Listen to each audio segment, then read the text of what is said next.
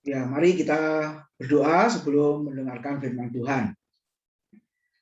Kami bersyukur Engkau sudah menjadikan kami indah di hadapan-Mu, menciptakan kami serupa dan segambar dengan Tuhan. Terima kasih ya Tuhan, Engkau sudah menjadikan kami. Dan sebentar lagi kami akan diberkati dengan firman Tuhan. Kiranya firman-Mu menolong setiap kami anak-anak-Mu untuk menjalani hidup kami, untuk kami melangkah sesuai dengan pimpinan dan kehendak Tuhan. Tuhan persiapkan kami semua, kiranya firman Tuhan benar-benar menjadi berkat bagi kami. Terima kasih, dalam nama Tuhan Yesus kami sambut firman Tuhan. Amin. Ya, selamat sore saudara-saudara semua.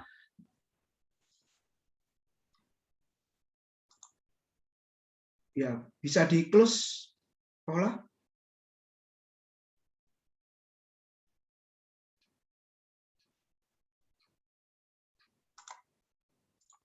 Ya, sesuai dengan bacaan kita, saudara-saudara, seminggu ini ya kita belajar di kitab Amsal ya. Nah, pertanyaan awalnya adalah ceritakan apa yang saudara-saudara dapatkan atau berkat apa yang didapatkan dari pembacaan kitab Amsal. Oke, singkat saja. Jadi ketika kalian membaca kitab Amsal, kalian menemukan apa? Dapat berkat apa? Silakan. Siapa dulu? Sema, Yada, Mary, Erika, Yoseba, Gracia, Paula, Esther. Ayo.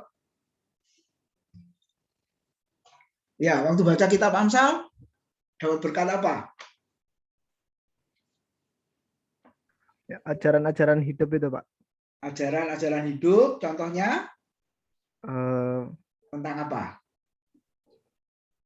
Kayaknya Amsal itu banyak tentang karma gitu. Karma. Oh, hukuman. Ya, jadi Hukuman. kalau menabur yang baik ya dapatnya yang baik, kalau menabur yang Oke. jahat dapatnya yang jahat gitu. Oke, ya. Tentang tabur tuai ya. Tentang tabur tuai. Oke. Silakan yang lain. Yuk, singkat-singkat saja. Jadi ketika baca kitab Amsal dapat apa? Ini tadi apa? Sema atau Yada? Ya ada, Pak. Yada. Oke, Sema.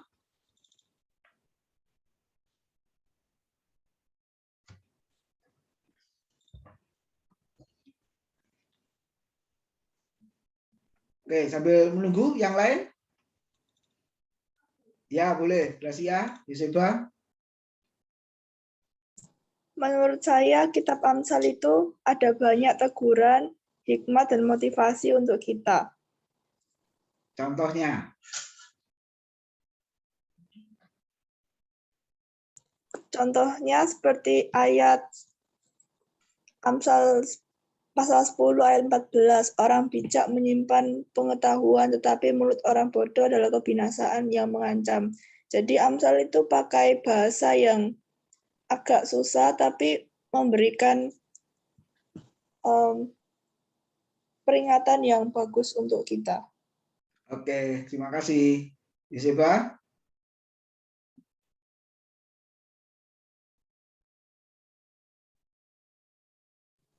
Ya, kalau menurut saya Amsal itu mengajarkan untuk berbuat baik. Bukan mengajarkan, mengingatkan untuk selalu berbuat baik.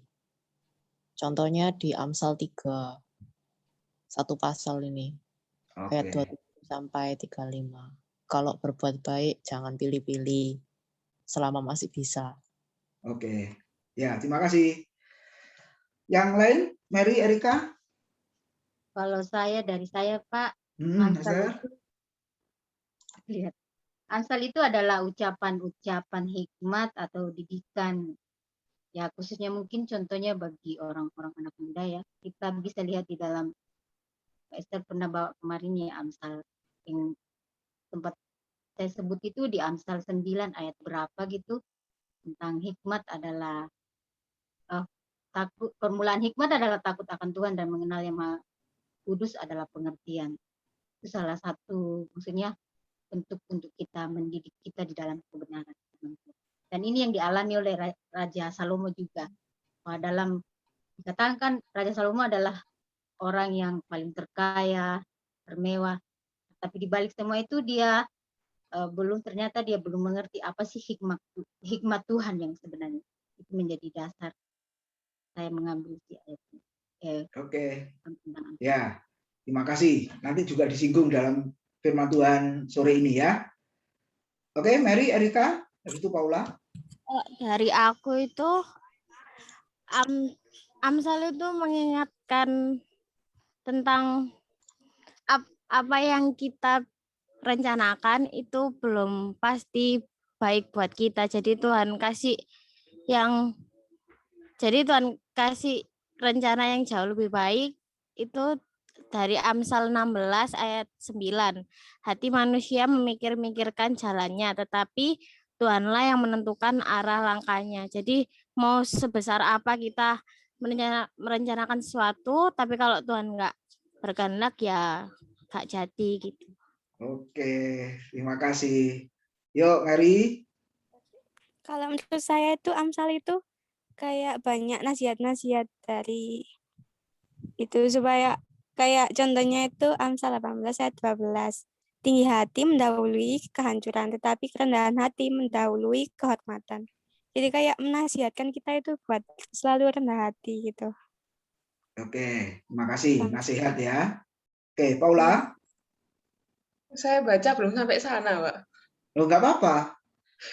Pasal 1 pun boleh, atau pasal 2. Saya belum nyampe Amsal ya, Pak. Masih ditawari. Waduh, ketinggalan kereta jauh sekali ya. Makanya. Oke, yang didengar-dengar aja. Kalau bicara Amsal itu apa kira-kira? Ya kata-kata hikmat. Tapi yang kata-kata hikmat, tapi yang bersumber dari hikmat Tuhan, bukan hikmat dunia. Kalau yang mungkin yang agak diingat mungkin kalau nggak salah di Amsal sih, yang orang yang sabar itu melebihi pahlawan yang merebut kota, Pak. Nggak tahu itu di Amsal Mazmur ya, misalnya harusnya. Amsal. Nah, ya itu mungkin yang kadang-kadang saya ingat. Iya, sabar ya. Makanya di multimedia penuh kesabaran ya. Hari ini lancar. Puji Tuhan. Ya, oke, terakhir Sema ya, belum ya? Halo, Sema. Mengajarkan takut akan Tuhan. Mengajarkan takut akan Tuhan. Seperti apa takut akan Tuhan itu? Contohnya? Di Amsal 1 ayat 7, takut akan Tuhan adalah permulaan pengetahuan. Oke. Ya. Sudah cukup? Ya. Takut akan Tuhan adalah permulaan hikmat. Jadi kalau ingin jadi anak yang berhikmat, pemuda yang bijaksana, harus takut akan Tuhan. Nah, seperti apa? Kita akan pelajari bersama-sama. Jadi judulnya sore ini belajar dari kitab Amsal. Terima kasih saudara-saudara sudah menceritakan berkat. Biasanya kalau UTS UAS, soal nomor 5 saya itu selalu ini. Jadi ceritakan berkatmu selama kuliah 1 semester ini. Nah gitu ya. Bahwa pengantar PL, engkau dapat apa? Pengantar perjanjian baru, engkau dapat apa? Tafsir atau teologi PLPB atau tentang teologi, engkau dapat apa? Seperti itu ya. Ada yang jawab, saya bingung Pak. Puji Tuhan bingung ya. Kita ketemu semester depan. Artinya engkau nggak lulus semester ini. Gitu ya. Oke, terima kasih. Nah, saudara-saudara, kalau kita lihat ya, untuk sastra dalam kitab perjanjian lama yang harus tahu, yang pertama bentuknya Taurat. Ya, ini pengantar PL sedikit ya, pengantar perjanjian lama sedikit. Kitab Taurat ada 5 ya, Kejadian, Keluaran, Imamat, Bilangan, Ulangan. Nah, itu kelompok Taurat. Lalu yang kedua, kelompok sejarah, dimulai dari Yosua, Hakim-Hakim, Rut, yang dibaca Paula tadi sampai Tawarik, Esra, Ester, Ayub. Nah, Esra, Ester sampai Ester itu kitab sejarah, ada 12. Saudara. Lalu yang ketiga ada kitab puisi yang kita pelajari, dimulai dari Ayub, Mazmur, Amsal, Pengkhotbah, Kidung Agung, ada 5. Itu termasuk kitab puisi. Kemudian ada kitab nubuat atau kitab para nabi, dimulai dari Yesaya, Yeremia, Yeskiel, Daniel, Hosea. Nah, ada nabi besar yaitu Yesaya, Yeremia, Yeskiel, Daniel, kemudian Hosea sampai dengan Maleaki itu disebut nabi kecil. Ya. Bukan masalah besar kecil diukur dari apa. Yang pertama, tulisannya yang panjang seperti Yesaya, Yeremia, Yeskiel, Daniel, ya itu kan panjang ya. Pasal-pasalnya, Yesaya saja 66 pasal. Ya kan? Nah, lalu disebut nabi kecil itu adalah pasal-pasalnya pendek, ya. Tapi ada juga kitab Zakaria itu yang pasalnya sampai lebih dari pasal 10 ya. Nah, tapi itu dikelompokkan kitab nabi besar, nabi kecil. Oke, jadi ada 4 jenis sastra itu, ya. Nah, sekarang kita melihat kitab Amsal termasuk kitab puisi. Nah, kitab puisi memaparkan pengalaman nyata manusia atau penulis kitab ketika menghadapi masalah dan mengungkapkan kenyataan secara merata. Ciri khas kitab puisi adalah mengandung hikmat. Nanti kita akan lihat, saudara. Jadi Amsal itu yang menulis bukan hanya Salomo, ya. Pasal-pasal terakhir di situ ada Agur, ya toh. Ya, jadi ada beberapa. Tapi memang mayoritas yang menulis adalah Salomo. Nah, contoh adalah kitab Amsal, ini adalah kitab puisi. Nah, ini ringkasannya sekilas ya. Sebenarnya semua kitab puisi itu mengajarkan hikmat. Tadi kalian sudah singgung tentang hikmat. Nah, seperti kitab Ayub yang sudah kita lewati pembacaannya. Mengajarkan hikmat bahwa Allah adalah hakim yang adil. Sekalipun yang dialami manusia seperti Ayub seakan-akan tidak adil. Coba siapa yang menilai ya Tuhan itu adil atas hidup Ayub? Maksudnya adalah Ayub dikatakan saleh, jujur, takut akan Tuhan, menjauhi kejahatan. Orang yang saleh, yang baik, yang benar di mata Tuhan seperti itu kok mengalami penderitaan, mengalami kesulitan. Nah, bukti Allah itu adil di mana? Harusnya orang yang saleh, yang benar, takut akan Tuhan itu kan mengalami kehidupan yang baik-baik saja, benar kan? Nah, itu seperti sahabat-sahabatnya Ayub juga menilai begitu. Tapi kenyataannya kok Ayub mengalami malapetaka. Atau yang kedua, Allah tetap adil, tapi Ayub itu tidak sesuai yang dipujikan oleh Tuhan itu. Jangan-jangan dia tidak saleh, tidak benar, tidak takut akan Tuhan, suka dengan kejahatan. Buktinya yang saya khotbahkan yang lalu tentang iman yang berharga, iman yang teruji, di Ayub 23, dia menjawab, seandainya Tuhan menguji aku akan muncul seperti emas yang murni. Jawaban dari Ayub pasal 22, di mana sahabatnya menuduh Ayub, ya, mencurigai Ayub, karena Ayub telah menggadaikan barang orang, lalu menindas orang miskin, tidak memelihara para janda dan anak yatim. Nah, jadi Ayub dituduh yang seperti itu. Nah, kalau kita lihat Ayub adalah takut akan Tuhan, tidak mungkin dia melakukan yang dituduhkan itu.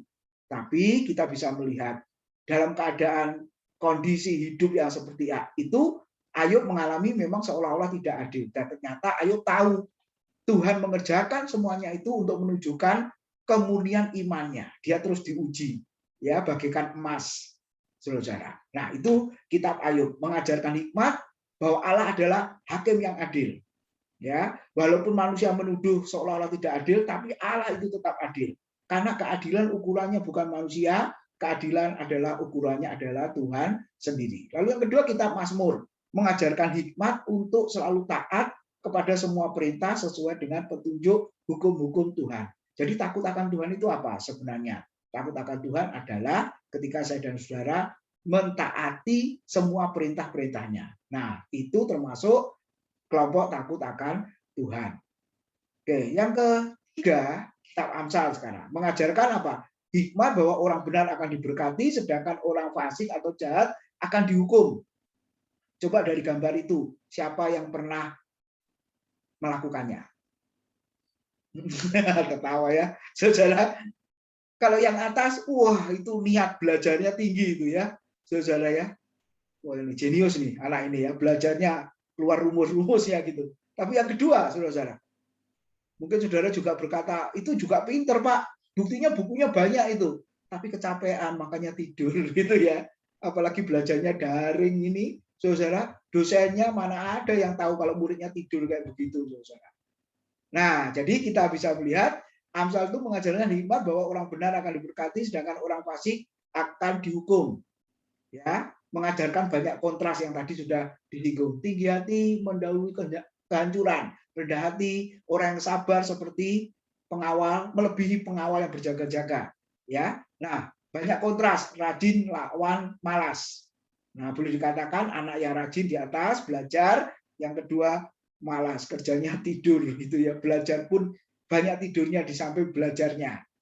Kontras. Yang kedua, bijaksana dengan yang bodoh. Yang bijaksana membangun rumahnya ini, yang bodoh begini.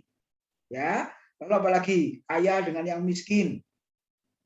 Melipat tangan sebentar lagi, mengantuk sebentar lagi, lalu tidur lagi. Kemudian bangun, menguap lagi, mengantuk lagi. Nah, itu ya banyak hal-hal yang seperti itu ya. Saudara, kaya lawan yang miskin. Makanya di Amsal pasal 6 ya, bagi yang miskin, bagi yang malas ya, saudara, itu belajarlah kepada semut. Nah, itu binatang ya, serangga kecil tapi berharga sekali di mata Tuhan, sampai dikatakan, hei engkau orang yang malas, belajarlah kepada semut yang mengumpulkan makanannya di waktu panas, ketika musim hujan tiba tidak bisa keluar, maka tersedia lumbung makanannya. Loh, ini mengajarkan hikmat, pesan yang sangat indah ya, dan lain sebagainya, banyak kontras. Nah, sekarang yang keempat, kita pengkhotbah. Ini juga mengajarkan hikmat bahwa pada akhirnya akan ada penghakiman Allah. Ibu Samuel Binti hari ini menyampaikan pengkhotbah pasal 1. Yang sudah melihat temanya apa hari ini? Yang belum sempat lihat nanti harus dilihat. Hukumnya wajib ya. Yang sudah melihat 3 minutes-nya judulnya apa, saudara-saudara? Pengkhotbah pasal 1. Paula belum sempat lihat ya. Sibuk ya. Oke. Erika, Mary? Sempat lihat nggak 3 minutes-nya? Oh, belum sempat ya? Waduh. Kalau saya lihat, itu yang nonton hampir 40 kali. Berarti siapa itu yang nonton ya? Oh, jemaat. Ya memang kita share ke WA grup yang lain, saudara. Wah, ini kecelakaan ini. Kalau jemaat sendiri nggak ada yang nonton, lalu orang lain yang nonton, ini gawat ini, saudara. Nah, judul firman Tuhan hari ini adalah segala sesuatu adalah sia-sia. Ya. Segala sesuatu yang ada di dunia ini sementara. Salomo raja yang hebat, penuh dengan kemegahan, kekayaan, hikmat, dia memandang itu sia-sia. Jadi mau mengkontraskan Salomo muda dengan Salomo tua. Ketika dia tulis kitab Pengkhotbah, Salomo kondisinya sudah tua, sudah bertobat. Jadi alangkah waktu yang dia pakai untuk hidup selama ini sangat sia-sia. Apa saudara? Kesia-siaannya. Di masa jaya, puncak kejayaannya, dia jatuh dalam penyembahan berhala karena mengambil istri-istri dari perempuan yang tidak menyembah Allah pencipta. Akhirnya dia jatuh dalam dosa penyembahan berhala, perzinahan, jasmani dan rohani, saudara, dan akhirnya dia berkata sia-sia. Tapi dia tunjukkan yang tidak sia-sia itu apa? Pengkhotbah pasal yang ke-12, nanti kita sampai ke sana pembacaan kita, ketika orang itu harus ingat penciptanya pada masa mudanya. Lalu terakhir dikatakan, hei anak-anakku, waspadalah, membaca banyak buku melelahkan. Tapi yang terpenting adalah takutlah akan Tuhan dan melakukan segala perintahnya. Wah, kalau begitu nggak usah belajar, Pak. Melelahkan badan, mungkin begitu ya. Nah, artinya apa? Artinya konteks belajar di sini adalah belajar mengenal Sang Pencipta. Itu kan, pasal 12 ayat 1, ingatlah penciptamu pada masa mudamu.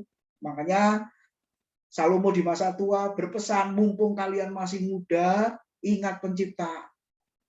Belajarlah. Capek, tapi sudah mengenal Tuhan, belum juga. Terus belajar lagi sampai engkau mengenal Tuhan. Perlu usaha, perlu dorongan, perlu semangat untuk mengenal Tuhan. Amin. Itu maksudnya. Jadi coba renungkan. Yang belajar saja nggak ngerti, apalagi yang nggak belajar. Ya kan? Yang belajar sungguh-sungguh saja, ngertinya sedikit. Apalagi yang tidak belajar. Makanya Salomo berpesan, membaca banyak buku, melelahkan dalam arti membaca atau belajar untuk mengenal Tuhan, itu memang melelahkan. Tapi harus dilakukan. Supaya apa? Kita semakin mengenal Dia. Nah, itu pengkhotbah. Ya, Lalu kitab Kidung Agung ini juga mengajarkan hikmat bahwa Tuhan adalah hikmat kasih, sumber segala kasih. Nanti kalau sudah sampai ke sana, kalian bisa memahami lebih lagi. Nah, sekarang Kristus dalam kitab puisi, ternyata dari mulai kitab Kejadian sampai Maliaki itu membicarakan Kristus. Ya, oke, kitab Ayub. Kristus sebenarnya nampak di mana? Pasal 19, Ayub berkata, "Aku tahu penebusku hidup." Nah, itu bicara tentang Kristus yang telah mati dan bangkit.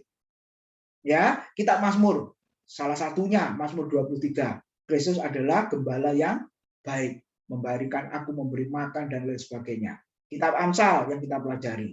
Tadi sudah disinggung, Kristus adalah hikmat, khususnya pasal 8 ayat 1 dan pasal 9 yang akan kita renungkan. Kitab Pengkhotbah, Kristus sebagai sumber kenikmatan yang di dunia ini penuh dengan kesia-siaan. Jadi kalau tidak takut akan Allah, kalau tidak mengenal Allah, tidak mengenal Kristus, maka yang kita miliki, yang kita alami di dalam dunia ini adalah sia-sia. Tapi sebaliknya, kalau mengenal Tuhan, mengingat Sang Pencipta, maka apa yang kita lakukan berarti. Saudara. Lagu yang pertama tadi ya, kau jadikan hidupku berarti. Kalau ada Kristus di dalamnya. Dan yang kelima, kitab Kidung Agung berbicara tentang Kristus sebagai mempelai laki-laki surga. Nah, ada 3 macam kitab puisi Ibrani. Yang pertama, kitab syair lagu, melalui puji-pujian kepada Tuhan sebagai pencipta dan penebus, kitab Mazmur. Ya, kata Yunaninya mismor, itu artinya adalah pujian. Doa yang dinyanyikan. Makanya banyak lagu diambil dari kitab Mazmur ya, saudara-saudara. Lalu yang kedua, puisi moral agama melalui pengajaran hikmat ya, penulis-penulis Amsal, kitab Amsal dan Pengkhotbah. Makanya tadi ada yang memberi berkatnya pengajaran tentang perbuatan, kelakuan ya dan lain sebagainya. Yang ketiga, puisi drama kehidupan melalui pengalaman kebahagiaan dan penderitaan. Nah, ini kitab Ayub dan kitab Kidung Agung. Nah, sekarang kita beri contoh satu, Amsal pasal 9 ayat yang ke-1. Kita bicara tentang hikmat sebagai inti pusat dari kitab Amsal. Sebenarnya siapakah hikmat itu? Nah, itu judulnya ya. Coba kita baca. Amsal 9 ayat 1. Hikmat telah mendirikan rumahnya, menegakkan ke-7 tiangnya. Nah, karena yang menulis Salomo, maka kita diingatkan tentang tiang. Nah, itu tiang bait sucinya Salomo. Tiang istananya Salomo. Kalau kalian baca di kitab Tawarik, itu tentang harta benda, ya barang-barang yang dikhususkan untuk pembangunan bait suci dan istana Salomo. Waduh, itu kalau emasnya di kilo ya, peraknya dan lain sebagainya, saudara, kayu-kayunya juga, oh itu nggak tahu hitungannya sudah triliun itu kalau dirupiahkan itu. Dan waktunya membangun itu lama sekali, saudara. Dan jadi indah, baik Allah atau istana Salomo itu. Ya, sebelum kerajaannya pecah, sampai dikagumi oleh raja-raja, bahkan dipuji tidak ada raja yang seperti Salomo. Dari segi pribadi hikmatnya luar biasa, dari segi pengaruh ya, kekuasaan kerajaannya itu tidak ada yang menandinginya pada masa itu. Tapi setelah dia jatuh dalam penyembahan berhala, anaknya bertikai, bermusuhan, akhirnya kerajaan pecah, hancur, saudara-saudara. Kalau kita belajar sejarahnya seperti itu. Ada 3 kata kunci di dalam ayat ini. Yang pertama hikmat, yang kedua rumah, yang ketiga adalah titian. Nah, apa maksudnya? Nah, di dalam kitab puisi seringkali kita menemukan kata-kata figuratif ya. Bukan secara literal kan?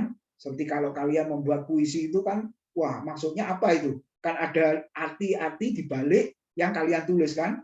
Demikian juga di dalam kitab Amsal. Di situ dikatakan ada hikmat, ada rumah, ada 7 tiang. Apakah itu? Yang pertama, hikmat. Tadi sudah singgung pasal 9 ayat 10. Permulaan hikmat adalah takut akan Tuhan dan mengenal yang Maha Kudus adalah pengertian. Jadi sebenarnya hikmat itu adalah Tuhan sendiri. Ya, Tuhan yang Maha Kudus di situ dikatakan. Yang mendekatinya juga harus kudus. Saya dan saudara adalah orang berdosa. Tapi melalui karya Kristus di atas kayu salib, kita sudah dibenarkan dan dikuduskan. Sehingga kita bisa layak menghampiri Tuhan. Coba di dalam 1 Korintus 1 ayat 24 dikatakan. Tetapi untuk mereka yang dipanggil baik orang Yahudi maupun orang bukan Yahudi, Kristus adalah kekuatan Allah dan hikmat Allah. Jadi sebenarnya kitab Amsal membicarakan siapakah hikmat itu? Dia adalah Tuhan Yesus Kristus itu sendiri. Nah, bersyukur sore hari ini kita sudah memiliki hikmat, kita sudah percaya kepada Dia, dan dikatakan kita harus terus takut akan Dia, takut akan Tuhan. Lalu yang kedua, rumah hikmat dengan 7 tiang. Nah, apa maksudnya rumah di sini, saudara?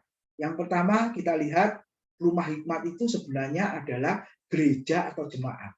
Ya, bukan bangunannya, tapi kumpulan orang percaya itu adalah rumah bagi hikmat. Yesus sebagai kepala gereja dan kita semua jemaat adalah tubuhnya. Gambarannya seperti itu ya, saudara. Dia adalah pokok anggur, kita adalah carang-carangnya. Dia adalah gembala, kita adalah domba-dombanya. Dan seterusnya, banyak gambaran figuratif yang sudah diberikan. Jadi sebenarnya rumah yang dimaksud adalah jemaat atau gereja. Terus rumah atau jemaat atau gereja di mana hikmat itu tinggal, saudara, dasarnya apa? Nah, saya kasih gambar batu karang. Matius 7 ayat 24 sampai 27 dan Matius 16 ayat 13 sampai 20. Kalau kalian baca di situ, orang yang mendengar perkataanku dan mengerti lalu melakukannya, ia bagaikan orang yang sedang membangun rumahnya di atas batu karang. Datanglah hujan, banjir, angin, badai, roboh, tidak. Rumah itu tetap berdiri kokoh, ya, karena didirikan di atas batu karang. Lalu pengakuan Petrus di Matius 16, ketika Tuhan Yesus bertanya, siapakah anak manusia, siapakah aku ini? Petrus menjawab, engkau adalah Mesias, anak Allah yang hidup. Lalu Yesus melanjutkan, berbahagialah engkau, karena bukan manusia yang mengatakan, tapi Bapakku yang di surga yang memberikan pengertian itu kepadamu. Dan aku akan dirikan jemaatku di atas batu karang ini. Dan alam maut tidak akan menguasainya. Apa yang kau ikat di dunia ini akan terikat di surga. Apa yang terlepas di dunia ini terlepas di surga. Apa yang dimaksud dengan aku akan mendirikan jemaatku? Tuhan berkata kepada Petrus, di atas batu karang. Batu karangnya bukan Petrus, walaupun Petrus artinya juga batu karang. Tapi batu karang dimaksud di situ adalah Tuhan Yesus sendiri. Jadi gereja, jemaat, saudara, kumpulan orang percaya, dasarnya bagikan rumah, dasarnya fondasinya adalah batu karang yang kuat, yaitu Kristus. Nah, itu gereja yang kuat, gereja yang sehat, gereja yang sejati. Ditimpa badai apapun juga tetap kokoh, tetap kuat. Karena berdiri di atas Kristus. Nah, pertanyaannya adalah, bagaimana dasar bangunan hidup kekristenan kita? Pengertian tentang Kristus, pengertian memahami Kristus, atau yang lain? Saudara, itu yang sangat penting ya. Makanya Petrus berkata, apa yang kau lepas di dunia ini terlepas di surga. Yang kau ikat di dunia ini terikat di surga. Apa yang terlepas, apa yang terikat? Yang terlepas dan yang terikat adalah pengakuan Petrus. Pengakuan Petrus apa? Engkau Kristus adalah Mesias, anak Allah yang hidup. Kita akui di dunia ini, kita bawa terus sampai ke surga. Kalau kita menyangkali Kristus di dunia ini, maka Bapakku yang di surga, kata Tuhan, tidak akan mengakui kita di hadapan para malaikatnya. Jadi pengakuan Yesus adalah Tuhan, itu adalah mengikat. Jadi siapa rumah hikmat itu? Saya dan saudara. Ya, di mana Kristus tinggal dalam hidup kita. Lalu yang terakhir, yang ketiga, 7 tiang. Apakah 7 tiang itu?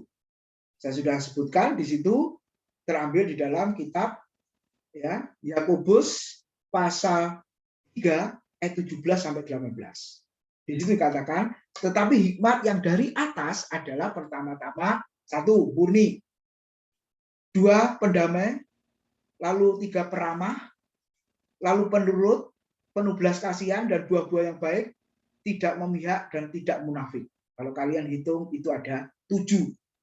Ya, dan buah yang terdiri dari kebenaran ditaburkan dalam damai untuk mereka yang mengadakan damai. Jadi saya mau mengatakan sore hari ini, gereja kumpulan orang percaya harus memiliki 7 tiang, 7 pilar tadi yang kokoh, yang kuat, bangunan bisa berdiri tegak. Kalau gereja memiliki, jemaat memiliki sifat-sifat yang disebutkan murni, pendamai, peramah, penurut, penuh belas kasihan dan buah yang baik, tidak memihak dan tidak munafik. Ini bicara apa sebenarnya? Ya, terakhir yaitu buah Roh Kudus. Artinya apa? Sifat dan karakter Kristus harus dimiliki oleh setiap orang yang percaya. Ya, seperti lagu yang pertama tadi, serupa dengan gambaranmu. Saudara, ketika Tuhan Allah menciptakan manusia, serupa dan segambar dengan Allah. Kejadian 1 ya, kita baca, baiklah kita menjadikan manusia serupa dan segambar dengan kita. Tapi ketika mereka, Adam dan Hawa, jatuh dalam dosa, maka Kejadian pasal 5 mengatakan apa? Manusia itu sudah serupa dengan dirinya sendiri. Serupa gambaran Adam, bukan serupa dengan gambar Allah lagi. Tapi puji Tuhan, Kristus telah datang ke dalam dunia untuk apa, saudara? Mengembalikan.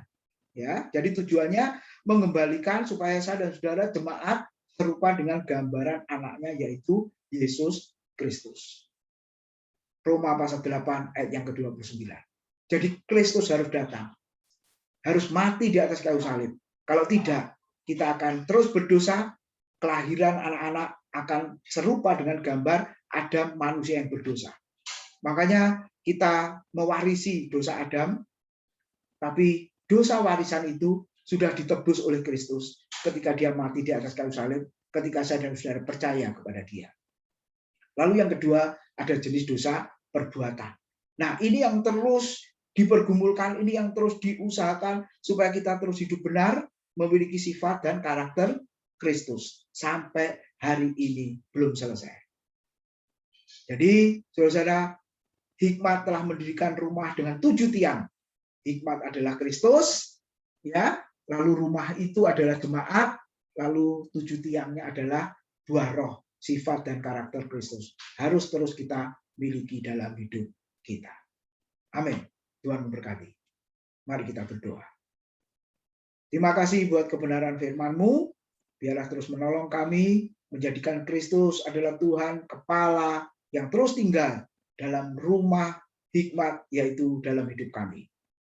Tuhan, Kau tahu apa yang menjadi pergumulan dari anak-anak-Mu, kaum muda. Kiranya Engkau memberi hikmat kepada mereka, bagi yang masih sekolah, kuliah. Tuhan, supaya mereka menjadi anak-anak yang menjadi berkat bagi banyak orang. Yang sudah bekerja, Tuhan memberkati mereka semua. Terima kasih Tuhan. Dalam nama Tuhan Yesus, kami sudah berdoa dan bersyukur. Amin.